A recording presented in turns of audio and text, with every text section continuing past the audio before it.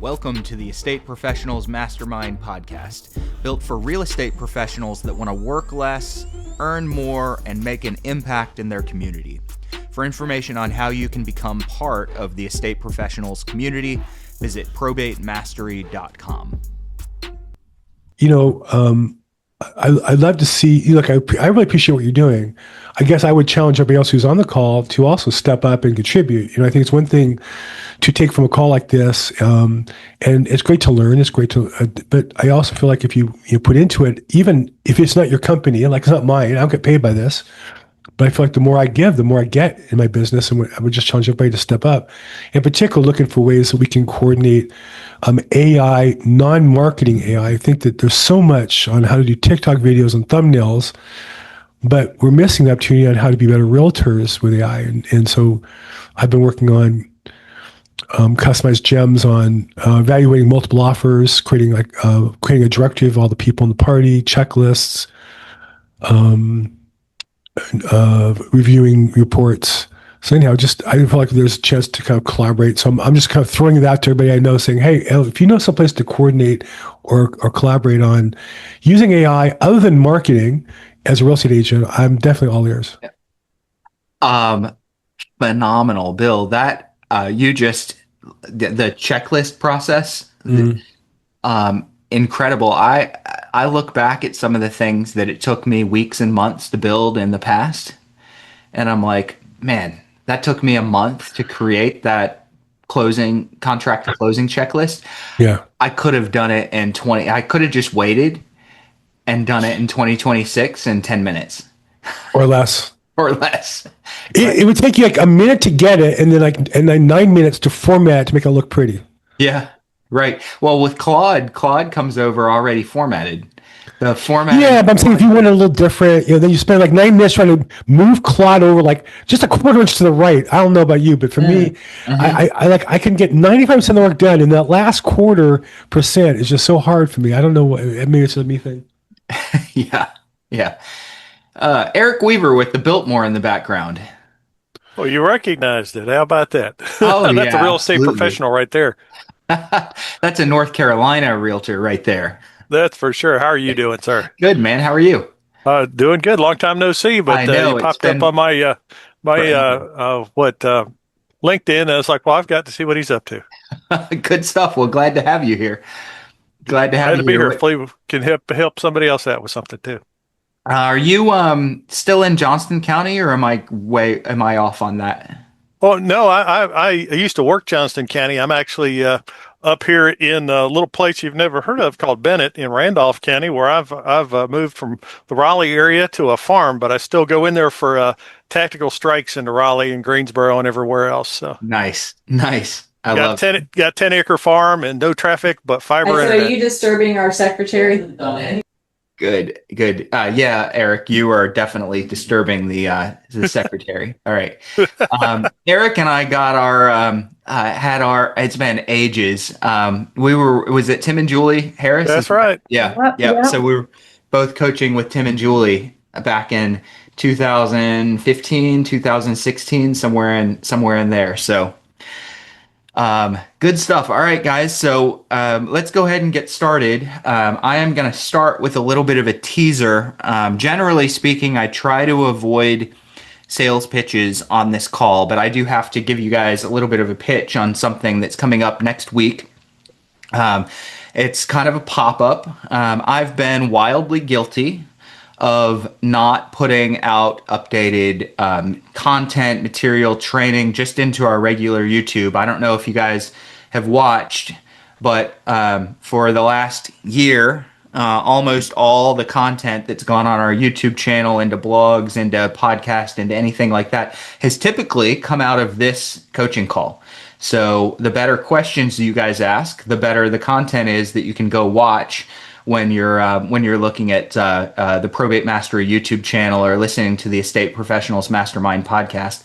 However, I'm not satisfied with that. Probate. And we are getting back into the creation mode. So I've got a class that's coming out next week that's completely different from Probate Mastery. It's very much probate related, but it's kind of some advanced things. Frequently, I run into folks that are looking for a little bit more hand holding through coaching, or they're looking to jump in and spend more time role playing or kind of customize their business. And I had a coaching call a couple of weeks ago, maybe a month ago, and it was an agent that was doing 10 or 12 probate deals every year, which I think a lot of us would agree, maybe not everyone. That's solid. That's not terrible to pick up an extra listing every month, or if you're an investor, an extra purchase opportunity every month. Not bad. And they were just sharing how they knew that there was a lot more opportunity in their market that they were not capitalizing on. And I looked at their market, and they were getting about 200 probate leads a month. And I realized, man, you guys should be doing 5, 6, 7, 8, 9, 10 deals a month. That's easily accessible out of 200 probate leads in a county. Easily accessible. And by easily accessible, I'm saying it's easy to get. It's also easy not to get. It's easy in a market where you've got 200 probate leads coming in every month on an average month. It's easy to not capitalize on that. But I'm going to tell you all that a market with 200 probate records a month probably has 70 transfers per month in real estate, 70 real estate sales that have come through a probate process every month.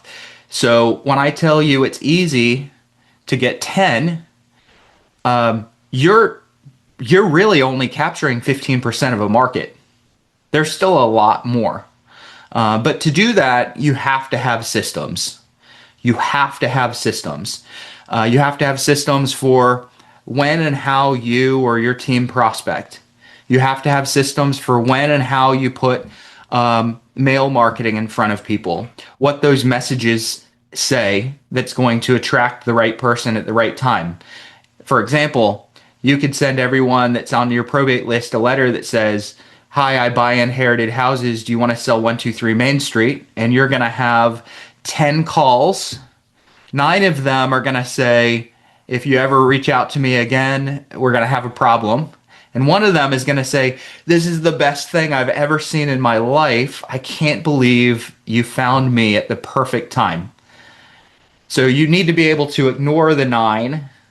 Not ignore, but you need to be able to have thick enough skin to be able to handle the 9 that think it's the worst message they've ever seen, because you're going to get the low-hanging fruit. But you also need to recognize that there's 7 or 8 people out of those 9 that were mad. 7 or 8 of them would have responded to a different message in a different way. So if you put a marketing message in front of them that said, "I help with all things probate and estate administration. Think of me kind of like a concierge to help with any resource that you might need while you're in the process," a bunch of those people that got mad when you said, "I want to buy 123 Main Street," a bunch of them are going to go, "Oh, this is the best thing I've ever seen. I'm going to save your letter. I'm going to save your package. I'm going to call you and thank you for not ambulance chasing." So when we do mail marketing, we kind of need to do a little bit of both different types of angles, but you also need some content out there. So these are the things that need to go into a business if you're building something that can sustain and consistently bring in a pipeline that closes your 15%. Okay? And I'm not saying 15% of the leads. I'm saying 15% of everyone that's going to sell. That's what I'm saying. So it's a market capture rate.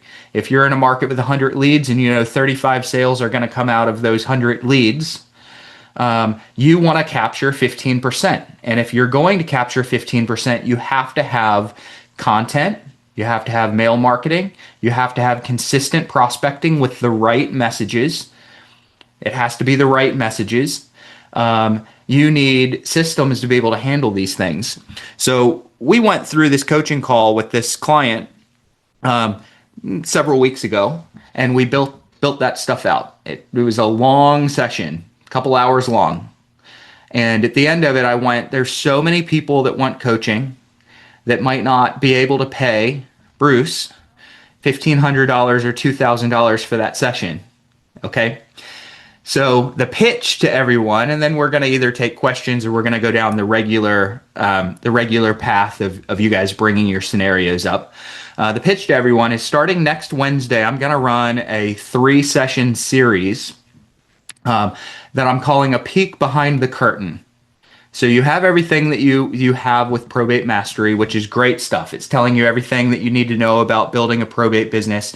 But I want to pull back the curtain and show you guys my personal business model, how I hire, how I build unique selling propositions, how I prospect, how I create resources packages that go out to people after I've created a pipeline lead, how I create content. So I'm going to give everyone the 5 pieces of video and blog content that attract business in your market. Now there's more than 5, but I'm going to give you 5 that people are actually out there looking for. So I'm going to show you how I create all that. So it's going to be 3 weeks starting next Wednesday, Wednesday, for about an hour and a half to 2 hours each one of those days. And instead of having to pay for private coaching, you can get it, and we're going to sell it for $397. Check your emails. You should have an email today. But the $397 through Friday. So a little bit of scarcity in there. And you guys know I don't love coming in here pitching. Anyone that comes to this call frequently, you almost never hear me pitch, go buy something. It's just not my style, but I am running that because I think it's going to be a really great value, especially if you already have some good stuff happening. You already have some momentum. You're already you already have the either the skill or the effort that you're putting into the probate niche. Okay. So we'll have that email out. I think Queenie already sent it out today. I just haven't looked at my emails to see if it's gone out, but look for an email from me announcing that today, and we'll send a couple of reminders out. And if you get in before Friday at midnight, it's $397. It's going to be $597 after that. And we're starting next Wednesday. And yes, it'll be recorded for anyone that can't make it. All right. So Queenie, thank you. She's going to send it after this call. So don't check your emails right now. It's going to go out after 3 o'clock Eastern. So let's go ahead and open up the calls. If anyone's here and has questions regarding your deals, regarding what Bill teased a little bit ago, using AI to create systems and improving your business. I don't really care if you guys want to talk about AI for marketing. Bill said everybody's doing that. I like talking about AI for marketing too.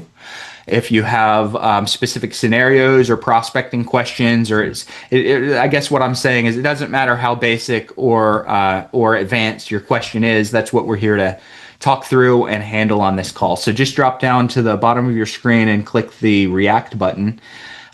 Raise your hand. I'll call on you. And if I don't see any hands that go up with questions or things that you guys want to talk about, thank you so much, James. If I don't see anyone after James and James and I are done talking, then I'm going to start picking on some folks.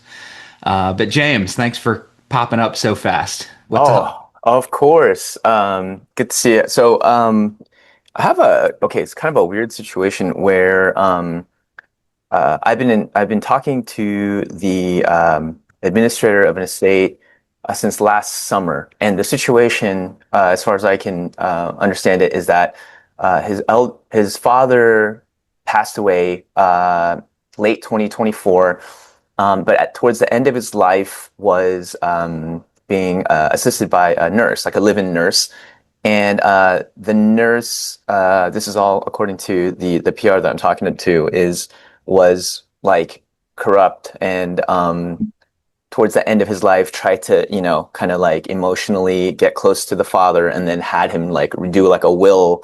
And then, now he's here trying to contest the will and all that kind of stuff. And so, right now he's in a situation because he's out of state where, that nurse has accomplices, and like they're trying to get into the house, and it's just this whole mess. And because the father was pretty wealthy and has like a lot of money in the estate, not just that home, but like another home and like money in accounts and stuff like that they're all trying to get in. And so anyway, apparently like the attorneys that he had been working with for whatever reason, the PR that I'm talking to is kind of odd in the fact that he doesn't want any of his father's money. He just wants it not to go to these corrupt people. And apparently the original will, he doesn't get like a cent of it, but it goes like to like his sister and some other people or whatever it might be. But anyway, he just doesn't want this to, go to the criminals involved and that kind of thing. But maybe that's a turnoff for probate attorneys because they're like, you're not going after your estate. I'm not going to get a percentage of this, and then they're just like, not something I'm interested in. So like the half dozen attorneys he said that he's spoken to, they've dropped him. And so he's got like a hearing on April 16th. And, so he's asking me all these questions. And at the end of the day, he's like, he's just a bit paranoid because he's like, I don't know if like who's who and, if you're involved or, but like I've been, he's been you asking, prospected him, right?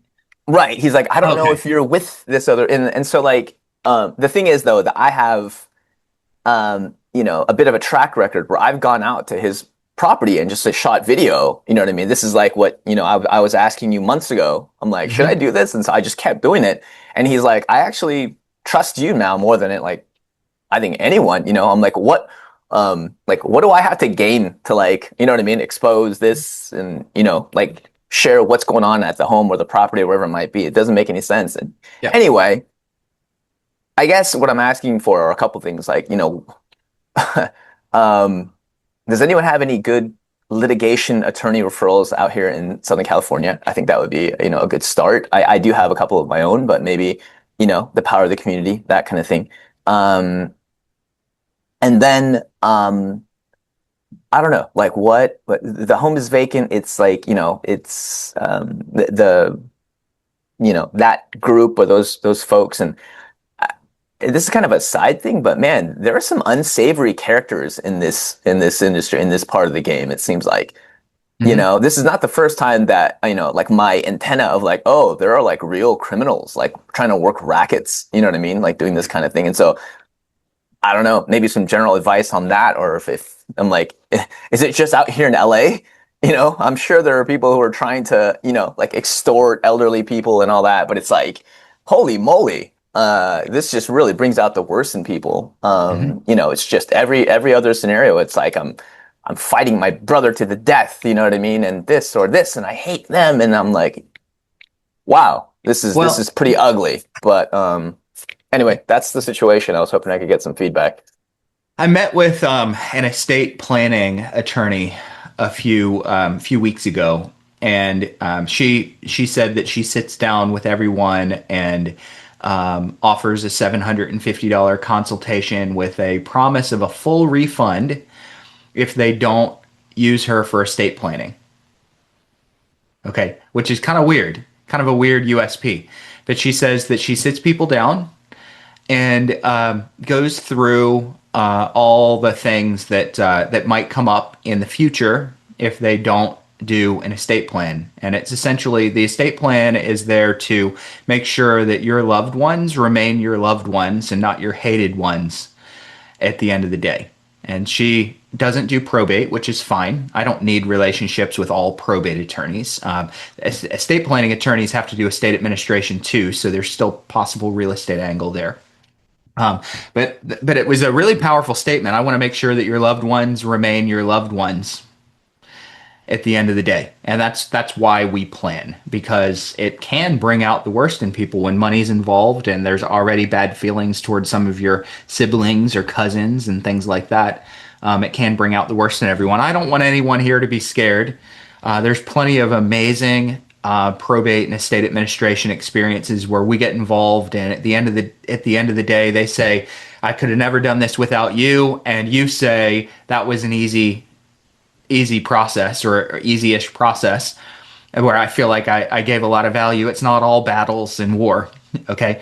But there's definitely some battles, and there are some unsavory characters, and we do find them. But I would argue that any niche that's going to generate a good number of real estate transactions for you is going to come with unsavory characters. Okay. we were doing radio advertising for the majority of my business pre 2015. So the majority of my business, listing business, came from radio and television ads. I found tons of unsavory characters, and I realized it wasn't because they were watching radio and TV, just like it's not because they're going through probate. It's not because they're pre-foreclosure. It's not because they're for sale by owner. It's just as soon as you get to where you're doing enough deals, you're going to find a percentage of people that are unsavory. So I just want to make sure that that you don't get kind of a view of things that's like, hey, this is a probate and estate thing. No, it's a people thing. And if you're doing enough business, you're going to find the people that are trying to take advantage. It just so happens that probate is kind of an easy area for people to slip in and manipulate an elderly person. It's an easy area. So you do need a litigation attorney. I would specifically go look for an estate or probate or real estate even litigation attorney. I wouldn't go to any litigation attorney. I'd look for estate first. And they might say probate litigation, so estate or probate litigation. If I couldn't find someone good there, I would go real estate second. I would look for a real estate litigation attorney, even though this is estate in general. And then lastly, I would go to any litigation attorney, but any is not going to specialize in estate, in estates. So I have locally, not going to help you across the country, but locally I have a specific estate litigation attorney, only litigates estate disputes. There's going to be plenty in LA. Bill might have someone, and then Eric chatted in a suggestion as well. I'm going to go to Eric first. Eric, could you share, Weaver, could you share what you put in chat? And then I'm going to go to Bill and see if he knows anyone in Southern California. Well, no, I was basically just saying I'm retired law enforcement amongst other things there and there's elder abuse statutes and certainly in my state, and I would suspect there's mirrored statutes anywhere. If like with that nurse, and secondarily, my wife who teaches nurses used to be in that nursing home sort of thing, and it's not uncommon for larcenies and for manipulations to occur with, unfortunately, some of the folks that you get that they can afford to pay working in working facilities like that, or the home care are not always the folks that stay on the right side of the law, or they have friends that put them up to things that don't stay on that side of the law. It just is what it is on there. So that there may be a law enforcement agency that can look into some manipulation as far as for the elderly abuse statutes. Got to find one that's willing to do that and knows how to do it. Your mileage may vary, depending on where you are. But see if you can find a statute on that. That's an interesting. I never would have thought to look for a statute for that. Bill or Eric, who else are my Southern California folks? Do you guys have any estate litigation attorneys that you all know of? Bill, have you interviewed anyone like this? Quite a few. And the thing is, I get asked this question a lot. And the thing I would say is you need, depending on what it is, if you're talking about litigation, which really means filing some sort of an objection and going to court, then you either have to have probably a minimum in California of $100,000 or $200,000 cash, or the dispute has to be over $1 million to your party for an attorney to be willing to take it on contingency. Because for something where you're arguing over $20,000, $50,000, I mean, I hate to say it, there's just no economical way to deal with it. Now, other attorneys will write you letters, and I get that a lot. Well, you can't just refer to somebody who will kind of pretend to be my attorney. Not a professional attorney is not going to do that. Maybe your friend will, your cousin will, your brother will. But in terms of an actual attorney, no. It's going to cost at least $100,000 cash to do the filings and the paperwork, discovery, all that, and a minimum to get to trial. Or for $1 million, they'll do contingency at 30 or 40%, which means you're giving up $3,000 or $4,000 of that money if they're going to win. And it's just very expensive. Most people aren't prepared for that answer, but that's the right answer, I think. So Bill, if that's the right answer, do you just let it slide? It depends on the case. I mean, it's not my money, so you're asking me a hypothetical question, and I get For some people, it's personal. But, one of my first coaches taught me you can be right or you can be rich. You probably can't be both. So you can be right, somebody cheated you and you can sue them, but it's going to cost you a lot of money. On top of the diversion of your time and the energy and all that, it's just oftentimes these things, yes, somebody ripped you off for $20,000 or $50,000. Sometimes it is better to let it go, unfortunately. Yeah.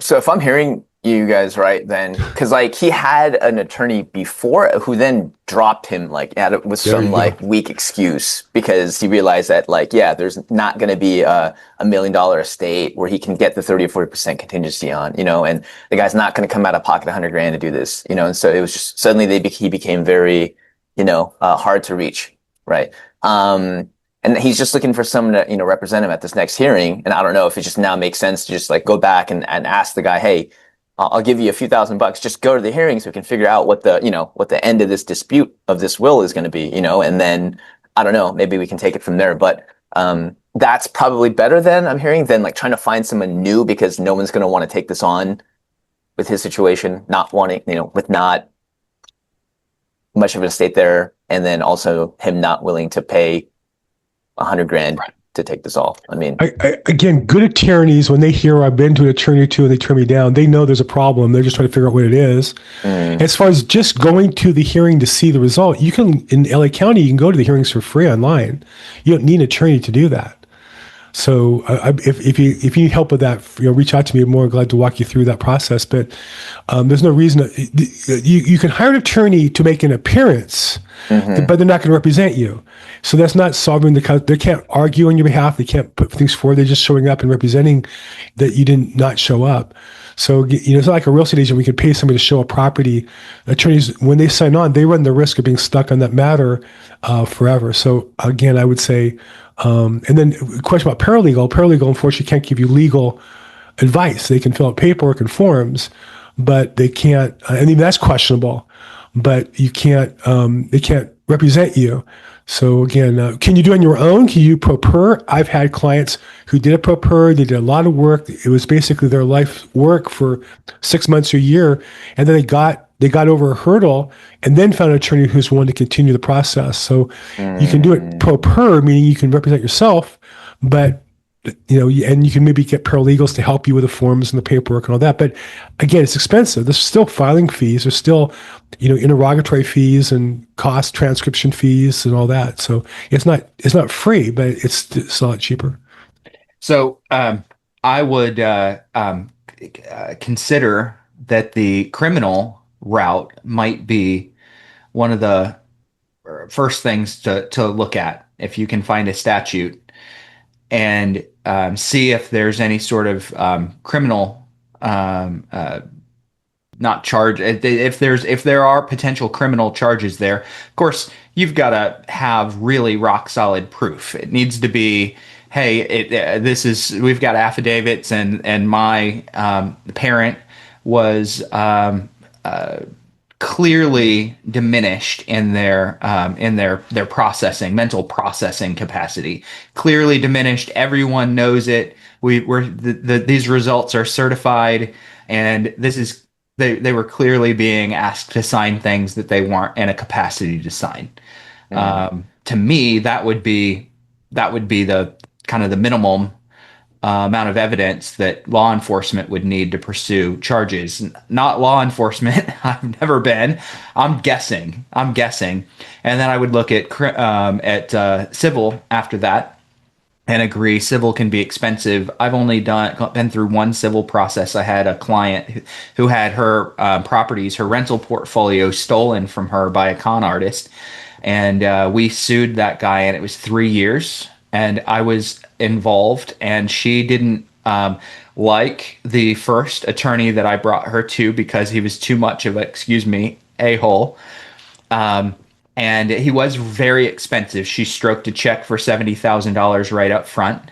And he was a jerk, and she didn't like the way that he talked to the other attorney. So she fired him and went to a really nice guy who just about lost the case for her. Okay. So you need someone that you may feel a little bit uncomfortable having in your friend circle. if you're going to go to an attorney to represent you through litigation. Oh man. But call the attorney, see if like I've got an attorney that I could call right now and say, hey, is there a case to be had here? Is it worth bringing my client in and having a discussion with you? And if you ask how much it's going to cost or how long it's going to take, their answer is going to be, how long is a rope? But you might have an easier case than you know about. We just don't know. So do call the estate litigation attorneys. Do call them. Just know that it's most likely going to be expensive. Hey guys, I'm butting in here with a quick ask. If you're getting value out of this coaching today, I want to invite you to check out my Probate Mastery trainings over at www.probatemastery.com. Probate Mastery is for you if you're an agent or an investor that wants to work with motivated sellers that have inherited real estate that they don't need and in many cases can't afford. These sellers are more appreciative, willing to trust your expertise, and less likely to nickel and dime you over commission or price. Why is that? They're often in the middle of a complex probate or an estate administration process, and this means that real estate is very often a burden on them, and they simply need the help. Inside of Probate Mastery, I teach you exactly where to source your leads, how to establish value, and offer your service in a way that quickly makes you, as the professional, your market's expert in the probate space. If you want to know a little bit more, go over to www.probatemastery.com. Hope to see you guys inside of the community. Thanks. Thank you. And Bill, if you don't mind, if I could maybe pick your brain for just a minute later about the pro per side of it, or like what that might look like if he wants to just kind of show up on his own, or not hire somebody and just go in there and see what like kind of the next leg of this journey would be. Thank you. He needs to have some good proof that his father was not in a position to be able to agree to a new will. He needs to have really good backing for that. If dad was sharp, it's going to be a little bit tricky. Thank you. All right. I have another one. If no one's going to go, like, this is great, but I mean, I'm just putting it out there, Bruce. So like, yeah, if there's someone Go else you for want it. Yeah. Guys, raise your hands. Any other questions? There was a hand up earlier. I don't see the person that had their hand up. If you had your hand up earlier and you took it down, put it back up. We'll call on you in a bit. But for now, the floor is James. Thank you. I also need to, I'm so glad that Bill's on, because I need to give Bill a shout out. I picked his brain towards the beginning of the year, and it just serendipitously, my office, because I do the probate part-time, is about a 10-minute walk from the local courthouse. And, and so I asked Bill on another separate call. He was just generous enough to, talk to me about it. And I did the whole thing. I started, I go a couple times a week now, and I just, put on the suit, do my best Bill Gross impersonation, and then walk around and I sit in and try and talk to a couple folks here and there without being conspicuous. And I don't know, it's kind of funny, but I'm sure Bill will attest to this, but like, you're doing it right when people start asking you questions. You walk around like, because I got like the thing, this is not an attorney thing, but no one looks at it. And this is sweeping around, and I got the suit on, and people, and then people are like, excuse me, do you know where probate, where room this, that, whatever? And I'm like, wow, I actually know where that is. I'm like, actually, yeah, that's not on this floor. It's actually on the 6th floor, because I was there 2 days ago. You know what I mean? They're like, oh, thank you so much. And and so it's been a very interesting experience. And that just kind of, dovetailed into, I met a guy there who just started asking me questions. And it was, kind of like a Billism, where it was like, well, if you stand in front of the parade, you're going to get some traffic, right? It's just, I'm at the parade, and I'm just like, oh, what's going on here? And sometimes, it is a little bit difficult to get into some discussions. And I was talking a bit about like imposter syndrome, how to get over that, because I'm like, I really don't know anything. I can play dress up in a suit and pretend like I can, walk around with a bit of, with my chest out a bit. And, I can point people to rooms and that kind of thing, But next thing you know, I'm in a conversation with this guy on the bench next to me, and so my question is, he has an insane situation too, and at some point I feel like, wow, they're all insane situations, Bruce. I don't know if it's just me, but I'm like, dude, like, there's no normal, like, oh, and then this happened, and they would just like your services. That would be great, But then I think, well, then we'd just be like real estate agents, or you know what I mean? Like we'd be helping just regular folks, right? So, 4 years ago, this gentleman's grandfather passed away, and the heirs were his mom and his aunt. So just the two sisters were the heirs, and the sister, who is the evil person in this story, and His sister. no, sorry, his aunt. So his aunt, his mom's sister. So his mom and his aunt are the only two heirs in the current probate case.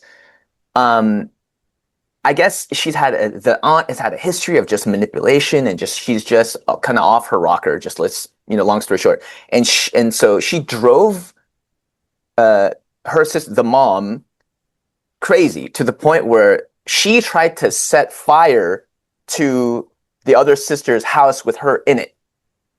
Then, when she ran off, she had like a gun, and the police had no choice because she came out waving the gun. She had just completely lost it at that point, and they shot her 5 times, and now she's dead.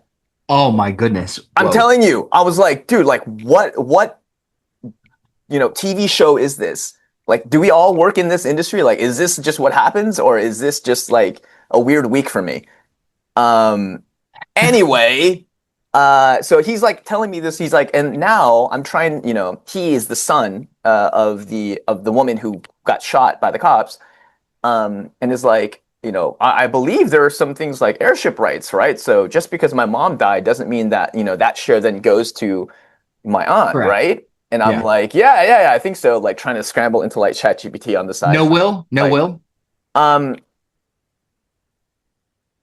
Oh God, the will Should be. Let's leave that it's like a side. trust. Should be heirship right. Should the mom's side should come down to her heirs. Should.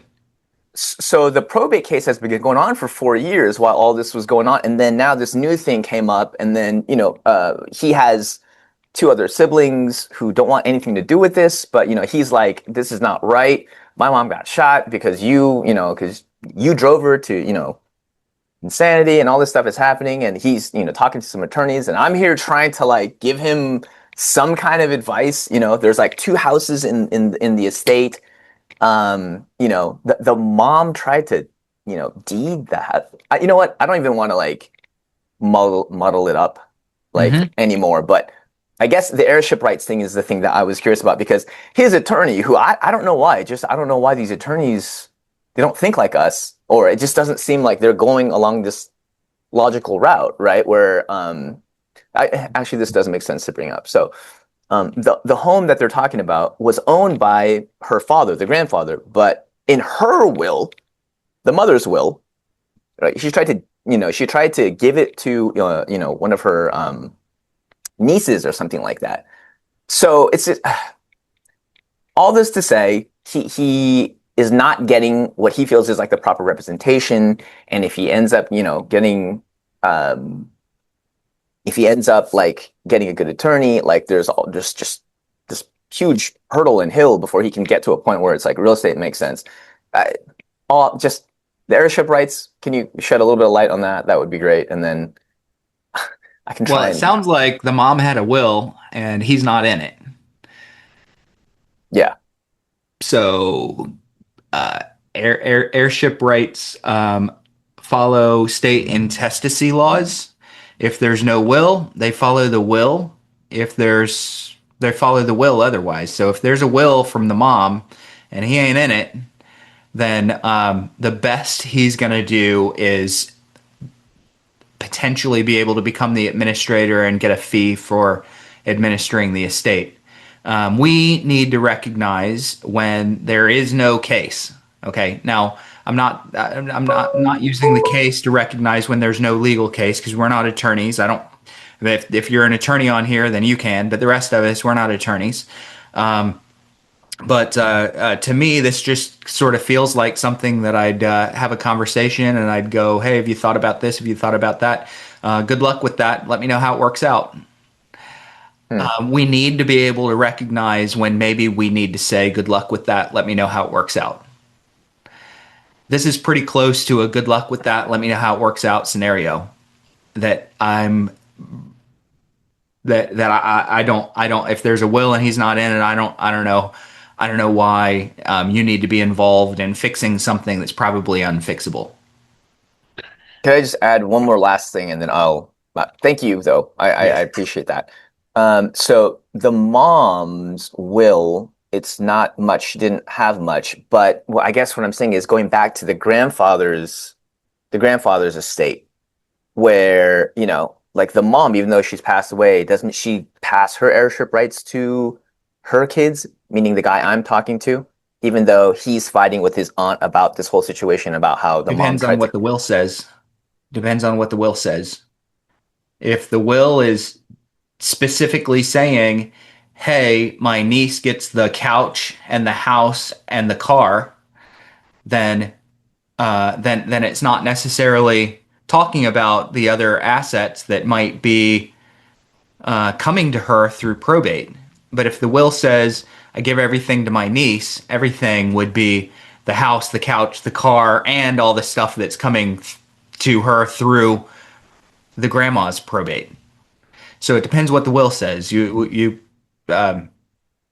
the will says that everything I own will go to my two daughters equally, and then that one daughter died. Grandmas. Yeah, grandpa says that my Yep. two daughters get Yep. my stuff, and then Yep. that whole thing between them happens. So, now one is passed away. The one that's passed away has a will that leaves her stuff to the niece. Yes. Can I jump in real quick back on this real fast? Yeah. So a couple things. One thing is that you'll get people call you with these detailed scenarios, but they're always missing the 2 or 3 important pieces of information. But they want to run by you 10,000 different what's the word I'm looking for? 10,000 different possible scenarios. And I said, well, just send me the will, and either there is a will or there isn't. And if there is a will, there's one answer. If there's not a will, there's another answer. Or if you're in a probate case, the case number or whatever. But rather than do that, let me just tell you why. And they want to talk because why? They're really grieving, and they want to spend like an hour talking to you, rather than really solve the problem. Or number one, number two, they know they're not entitled to a penny, and they feel if they just can talk to enough people, somebody will stand up and get them the money. And so, as a professional's business, I think that it's really important to get to clarity. Now, if you want to be a caregiver, that's a different story. But if we're talking about business and helping people, get to the facts. Like in this one, we still don't know. You've gone through the scenario now with 8 different scenarios. Is there will, yes or no? That eliminates half of the possibilities. And then who died in what order is the other one to find out. And then you can bring some clarity. But these people are very confused. They talked to 15 people. But I went on ChatGPT and it said that, unless you enjoy those conversations, I would say that you really want to battle down to, please give me the information. Let me see the trust. Let me see the will. And I can answer your question. If you can't provide me a copy of it, I can't really give you an effective answer because I don't want to answer 15 different possible scenarios. Mm-hmm. That's Thank my you. approach. I'm gonna stop. Absolutely. Because that's a lot of that's a wise thing. So thank you. Being able to recognize when to walk away for your business is valuable. I've got a guy that has been calling me for a couple of months locally. He's got an inherited house that's worth about $600,000. I would love to list it, but this guy calls me twice a week and he wants to talk for an hour and a half each time. And I've just decided it's not worth my effort of chasing a $600,000 listing that I might get in a year to spend 80 hours talking to him before he's ready to sell. So there's times when you need to kind of recognize when it's just not your deal. Could be your deal, but in this case, I don't want it to be my deal. I'm not willing to invest 80 hours to get a $600,000 listing. All right. And I promise I'm going to learn how to be more discerning. But do it. Thank you so much for the feedback. Yeah. Thank you. Good. Hey, Kristen, what's up? Hi, Bruce. Hi, everyone. Have you received a call? Okay, so my letters go out through my leads to the personal rep and the address to the decedent. Mm-hmm. Have you ever gotten a call from someone who said the decedent wasn't dead? Yeah. Oh, yeah. Yeah. Absolutely. Oh, so that's okay, because this is the first time that happened to me was yesterday, and this lady was really offended that she got a letter about her dad passing when her dad was dead. Yeah. So yeah, that was Yeah. just didn't know what to do with that. The best one that I ever had, someone was really offended, and I was like, "Oh, I guess it's probably a relief to find out that they're alive and sitting next to you." And she went from being offended to laughing, just in a split second. So, the reality is there's some common names. Bob Smith is the dad. Mary Smith is the daughter. Bob Smith dies. They live in the same county that the other Bob and Mary Smith do. And skip tracing just picks up the wrong names. And there's definitely a Bob Smith that's passed away with a Mary Smith that's the executor. It's just the wrong Mary Smith that you got. So absolutely that happens. Okay. Depends on whether you want to do some detective work and try to find the right Mary Smith. Well, I did call the PR, and she said, yeah, my dad's never lived in Fort Morgan, and that's where the call came from. Never lived in Fort Morgan, blah, blah, blah. Okay. And this is the case number that I have for you. She says, that's not even the right case number. Yep. That's the whole thing was just amazing. So I probably have that once every 3 months or so. And I just go, hey, someone with your mom, your dad, your sister, whoever it is, name passed away going through probate. They had a family member handling it with your name, and the system just gave me the wrong information. Sorry about that. Have a great day. Oh, you just went on mute. Sorry. Go ahead and unmute. that's pretty much what I Yeah. told her. I said, this is how I get my leads, and chances are it's just a very similar name. I'm very sorry you won't get any more letters from me. Good. Yeah, it happens. I was shocked the first time it happened, and like, these leads are trash. It's 1 or 2% of any list, a big enough list. 1 or 2% is going to have the wrong PR. That's not even the right person because it's skip tracing. All we have is the typically the name of the petitioner, name of the executor, name of the decedent. There's not normally on that probate record. There's not normally a phone number, and sometimes there's not even a decedent address. Sometimes, especially on preliminary applications. So skip tracing goes out and fills in the rest of those gaps, and skip tracing is never 100%. Okay, that's good to know. I didn't know that's how they were. 95%, 90%, yeah. If I've got a list and 40% of it is the wrong person, wrong address, stuff like that, then that's not a good list. But if 90% is accurate and 10% is wrong, I still consider that a good list. Very cool. Thank you. Yep. Michael, what's up, man? Not much, Bruce. How are you doing? My question today is about Google pay-per-click. Is there anyone in this group doing a Google pay-per-click ad campaign of any type, either now or in the past? I have some ideas on Google pay-per-click, but let's see if anyone has actually done one. Anyone done one? I did some pay-per-clicks on our photography business. So just as an example, I haven't done one here on my probate stuff, but our pay-per-clicks, we were ending up paying for other photographers who were looking to see what our rates were and the work we did and stuff like that. So that was not very fruitful for us for the photography side of the house, because it ended up being our competition was clicking on our ads. So we didn't really generate much business from those, but that was our experience. So if I go, here's some concepts. So first off, Google local placement with probate specifically mentioned in your Google local profile is valuable. You could do sponsored Google local, specifically making sure that probate is mentioned visible in your profile. That is valuable. I know some agents that do Google local sponsored placements. They pay for it and they push probate up front. Now that's not gonna necessarily catch the I need a probate realtor. That's going to catch the I'm looking for a realtor in this area. And it just so happens because you rank high or you're paid, they'll see probate and call you because they see probate when they're searching for a realtor. My unverified take, my philosophy on paid placement in like pay-per-click and probate is you should be owning the pay-per-click on common probate searches, not probate real estate searches. Because most people that start probate aren't looking for probate realtors. They don't know that probate realtors exist. They don't know that probate home buyers exist. Probate investors exist. They do know that probate attorneys exist. They do know that estate sale companies exist. They do know that they need to go look up how long does probate take. They need to go look up, do I need probate?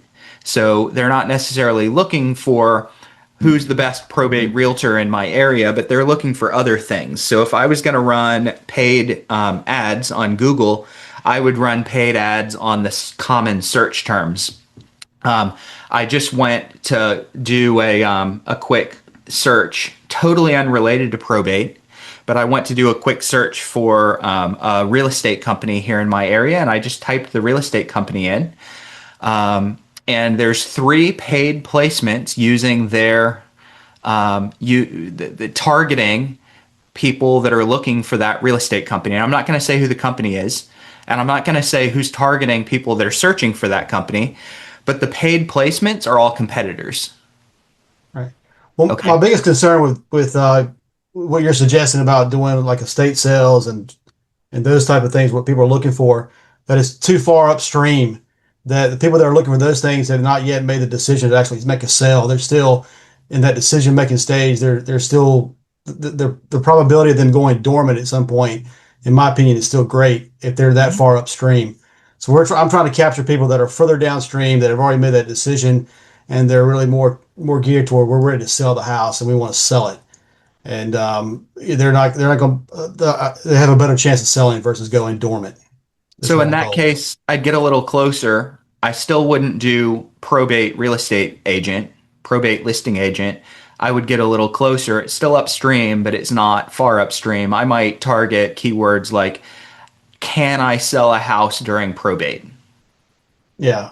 Does my house need probate before I sell? So I'm still getting upstream, but I'm never going to be targeting the keywords that I want them to search. Because they're not searching for probate real estate. They're just not going to do it. I've looked at terms like that. The concern I've got is that, and I've done it, like I checked it out multiple days at different times of the day. And some of those terms you're suggesting, there are no hits on them at all, right? There's no sponsors of those kind of terms. Yeah. And that leads me to believe that, well, if nobody's sponsored them, then nobody's searching for them. And then I end up, wasting a lot of money. I could potentially waste money. How much not get anything. How many searches do you need in your market each month? How many do I need? Those search terms. Yeah. If somebody finds you, if 3 people in Charlotte go search for, do I need probate before I sell my inherited house in Charlotte?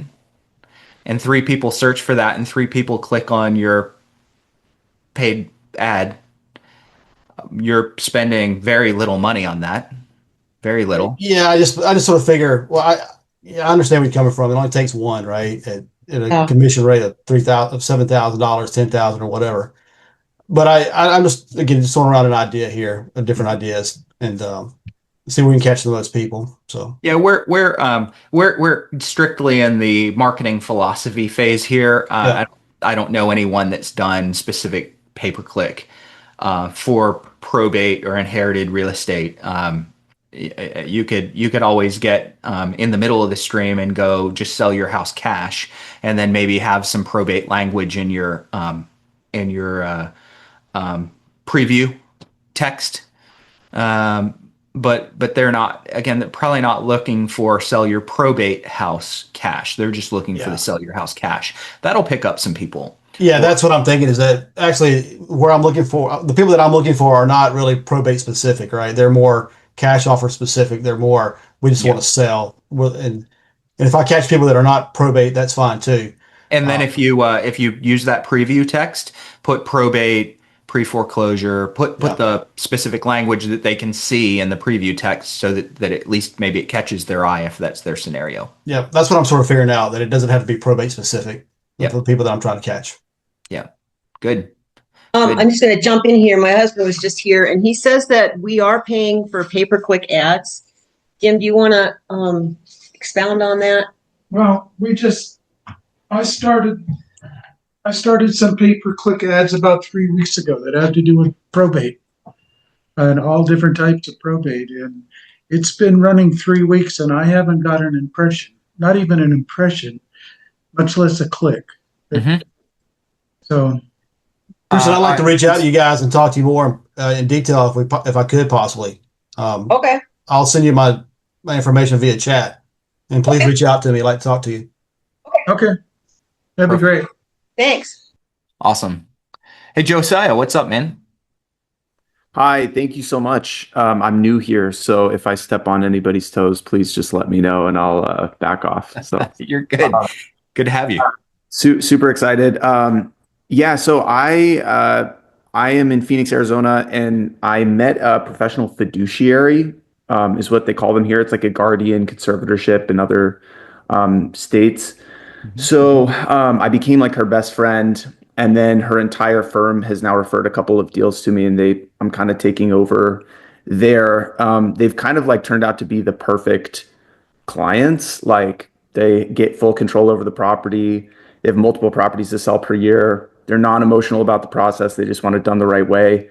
I'm like, could I have like 1 million of you guys and fill my pipeline? So curious, like if you have any, I'm really trying to dominate that niche in my market. I have prospecting skills. They're generally not super open to like getting cold called. It's like, I got a realtor, buy. That's what I get a lot. So is this, I guess I'm just a little bit like getting my feet underneath me on like how to enter their world and warm them up. If you could help me out at all. Yeah. You just stepped on a lot of toes. No, I'm just kidding. No, this is good. So, for the sake of everyone else here, not every state has professional fiduciaries. Arizona does, California does. There's a few others, but if you're here and you're in another state and you're like, oh, I've never gone and looked for them, and you go to Google and you can't find anything, your state might not have professional fiduciaries. So just recognize that.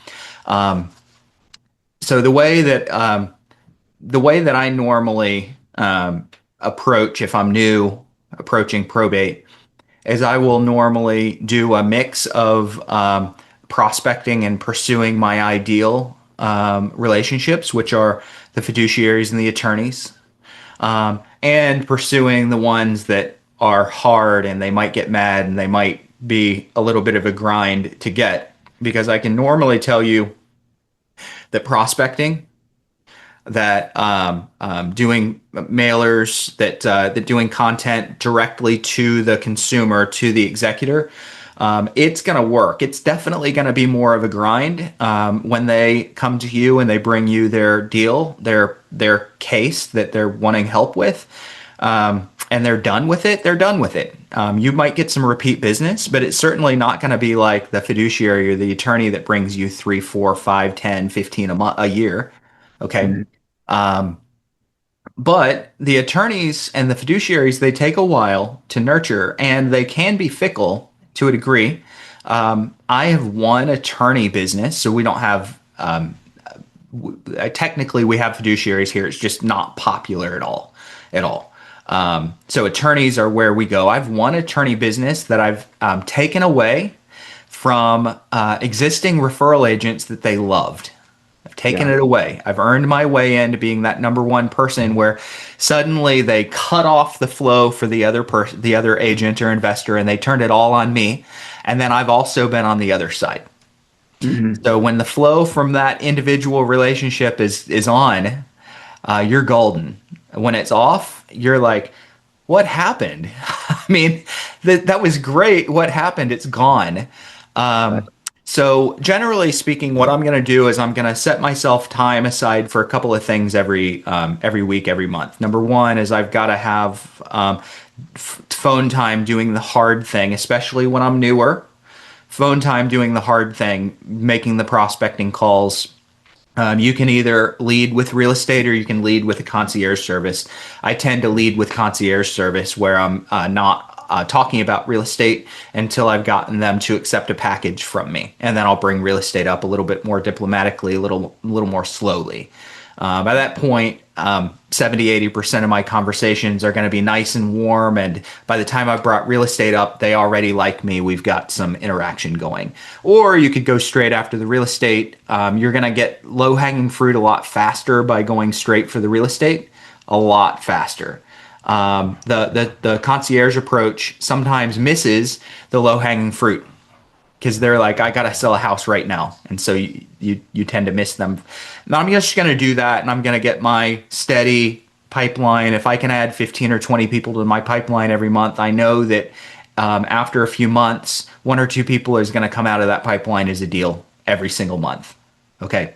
So the first goal is fill that up with prospecting and doing the hard thing. Simultaneously, I'm trying to build my network, my attorneys, trying to build my network with estate sale companies and clean out crews and fiduciaries, and build. CPAs are another good one, because people have to do their final accounting for their loved ones' estates. I'm building that, and once I get them to the point where I've got more than one that are consistently giving me business, then I have a choice to make.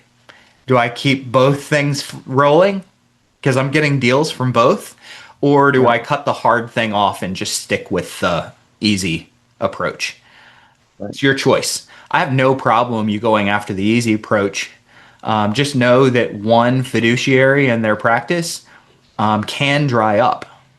Yeah. So if you're going to go after the attorneys and the fiduciaries, you probably need 4 or 5 that are getting you referrals. Okay. Yep. Doesn't have to be every month, but 4 or 5 that are getting you referrals. If one goes away, you still have some others coming in. Mm-hmm. Mm-hmm. Yeah. So I've been reaching out to the fiduciaries. There's only about like 150 in my market. So just getting their personal cell phone through Forewarn and then calling them. Mm-hmm. Half of them are just like, don't talk to me. Like, I've got somebody, see you around. The other half are like, oh, thank you for reaching out, and then that probably splinters into about like half of the people who actually I get a conversation with are like, that's really interesting. Yeah, I would love to meet with you. Let's meet like 3 months from now. And then the other people are like, that's really interesting. Send me an email. Maybe we'll meet in a couple of months. I've gotten one who was like, yeah, let's meet. We met and it went great. And he's like, let's buy a property. And so I know that will go well. I guess my curiosity is just like gaining those referral partners. Is my approach wildly off? Is this just the part of the coldness of the start and just keep going? The coldness of which start? Like when you start any new thing, like you're trying to get your feet underneath you. They don't know your name. They've never heard of you before. Yep.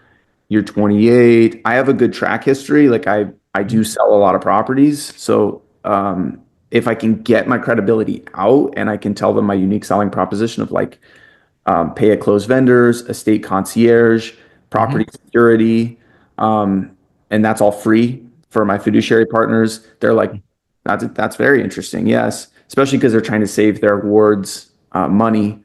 That saves them money, but it's just a matter of like getting it out in a way that like a lot of them are just like really, really busy, overworked. Would you start with like an email and it's like real soft and like, here you go. And if this, would this be interesting? Is that a little bit easier to approach? It's an and email and LinkedIn and call and office visit and networking. Okay. And ask their best referral partners for introductions. Okay. And that's a lot of ands. Okay. I like it though. Yeah. But we don't know what's gonna unlock that relationship. So I had an attorney here that blew me off. I walked in the office and he was just super short with me. I could tell that he was really short. And I'd called him for a couple of months before that, and I called him for a few months after that. And this guy was just clearly not interested in having a relationship with me. It was obvious. He had no interest in me. I talked to a financial advisor one day and I told him what I was doing in probate, and the financial advisor was like, "This is the best thing I've ever seen." And I said, "Do you know anyone else that we should include in this network?" And he goes, "I'll tell you who you need to know. You need to know John, the probate attorney." And I was like, "Oh yeah, I've been trying to get a hold of that guy." And he goes, "I'm playing golf with him Saturday.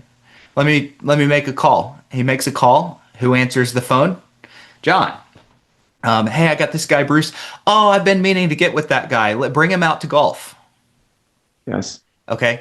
So we don't know where that relationship kind of starts, what that moment is where suddenly they open up to you. You don't know. So you kind of need to do a little bit of everything. Me, and this is just an overall philosophy, and this is what we all need to know. We need to recognize what our audience, what our target ideal customer, in this case is a fiduciary or an attorney, what they want. If your target audience and customer is the executor, you need to know what they want. And a lot of times we spend all our times pitching the process of getting what the person wants. Yeah. And an example is we are realtors and we pitch the process of listing a house. So we talk to them about listing a house. We're pitching the wrong thing. They don't want the process. They want the result. What's the result? They want a buyer. They want to sell the house. So rather, if I'm talking to someone who's in probate, who's got to sell a house, I never say, "Hey, can I interview for the job of being your realtor?" Because now I'm pitching the process. "Hey, could I bring you an offer?" Yeah. It's an immediate, huge jump in the number of people that'll let you in. You're going to fiduciaries and attorneys. What do they want? Clients. Clients. Okay. So I find a way to show them how I can get them clients, and I pitch the getting them business. And then once the relationship starts to unfold, I show them my process for getting them business. And my process for getting them business is we have to have a relationship and co-market together. But I don't talk about that until they say, "Yeah, that's what I do. And yes, I could take new clients. Yes, I'm happy to meet with you next week." Okay. Okay. So make sure that you're not pitching the process, that you're pitching the result. So my conversation is usually, "Hey, over the last couple of months, I've had a few of my clients that have come to me and they've had some estate administration stuff that they had questions on. And I just realized I need a good fiduciary in my network." Notice I'm not saying I don't have a fiduciary in my network. That'd be a lie. I need a good fiduciary in my network. Is that what you do? Yeah, that's what I do. If I run into anyone like this in the future, is there a way that maybe I could refer you? Would you be interested in anyone like this? Well, yes. Might be a good fit. I'm not sure. Maybe we could meet next week and talk for 15 minutes. Guess who has an appointment now? Yep. So offering them what they want. So a couple of, and by the way, if I'm going too long, just cut me off. Seriously, just let me know. I'll cut you off in 2 minutes because we're a little over time. Go for it. I'll come back next week and ask you a bunch more questions. So the one that I'm currently have a great relationship with, I asked her that. I'm like, "Hey, where do you get your appointments? Where do you get your business?" And she's like, "They're named by trust attorneys and estate attorneys in estate plans like decades in advance." So she's like, "I don't worry about business. I don't market. They just come. I bought this company and they for me, this is like getting new business is never a problem." So I was like, "Oh, so I have to have some other way in," right? With her, I sold her personal residence, so knocked it out of the park for her. So I had massive credibility. But with others, I don't know if it's a similar situation. So I guess that's something to explore. Then maybe if just could I ever refer you? And then if they're interested in that, if I pitch that and they're just like, every single one of them's like, "Nah, I already get plenty of appointments." Like they come through judges, they come through areas where it's not always the general public, it seems like where I wouldn't have control over it.